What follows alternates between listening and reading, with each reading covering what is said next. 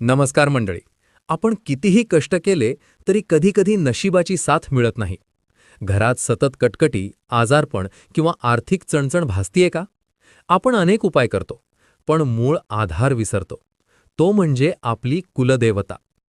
ज्या घराचे कुलदैवत कोपलेले असते किंवा ज्यांच्या घरात कुलदेवतेचा विसर पडला आहे, तिथे कितीही सेवा केली तरी ती फळाला येत नाही.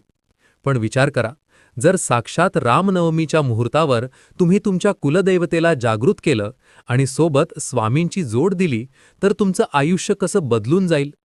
आज आपण अशा एका सेवेबद्दल बोलणार आहोत, जी तुमच्या आयुष्यातील अडथळे मुळापासून उपटून टाकेल. कुलदेवतेचे महत्त्व आणि समस्यांचे मूळ. शास्त्र सांगतं, कुलदेवता ही आपल्या घराचं कवच असते. बाहेरच्या बाधा किंवा संकट घरात येण्यापूर्वी कुलदेवता त्यांना अडवते. पण आपण सणवाराला कुलदेवतेला विसरतो आणि मग